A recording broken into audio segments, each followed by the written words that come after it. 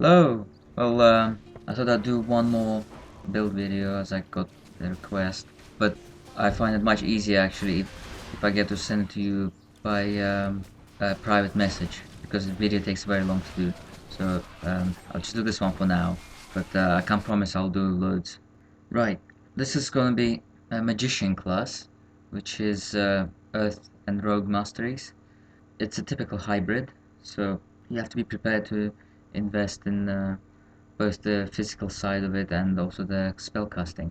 So I'll go straight into the skills. Right.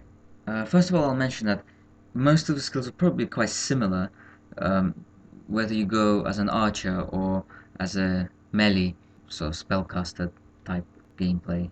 So yeah, I'll start with the earth.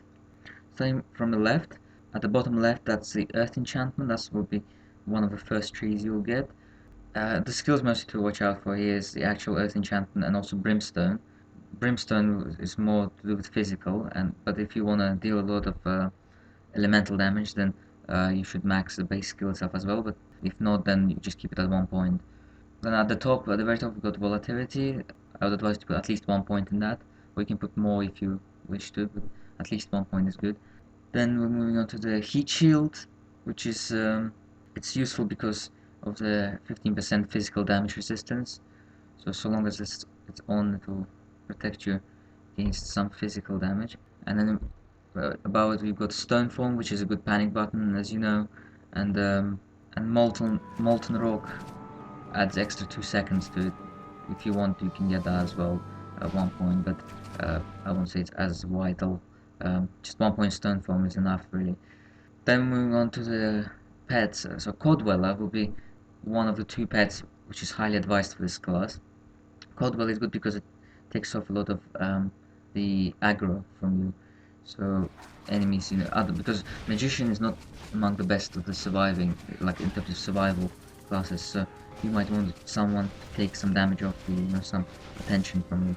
So Codwell is good for this.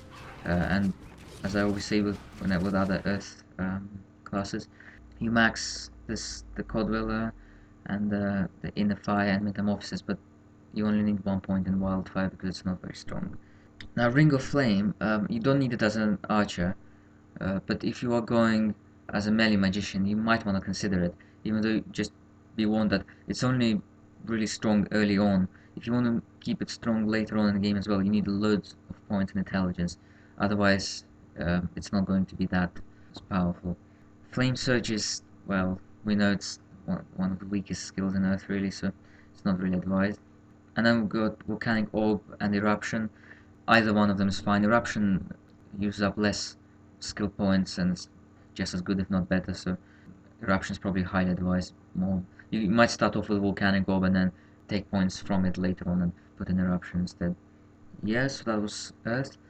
And now I'll move on to Rogue. Okay, starting from the left, down at the bottom, that's Calculated Strike with a lucky hit. The Calculated Strike is quite advisable because that's a left mouse button skill for you and you don't have any others as a magician, so that's advisable. You don't really need Anatomy unless you're going for bleeding, which you shouldn't really as a magician. As a magician, you want to concentrate more on physical piercing and fire damage, nothing else really. Then we've got Blade Honing. As you see the skill tree here right now, this is for an archer.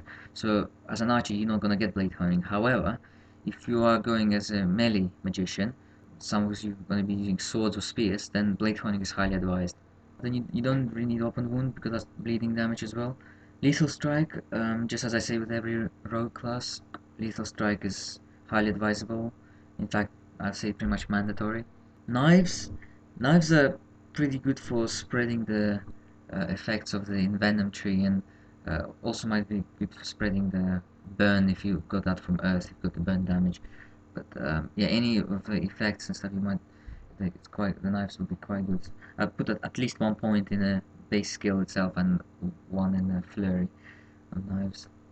Right, so we've got disarm traps. You could go 1 point in that, but you don't need any more than that really. It's not mandatory. Okay, traps. They'll be pretty much your main offensive force if you're an archer. Actually, maybe even as a melee magician probably as well.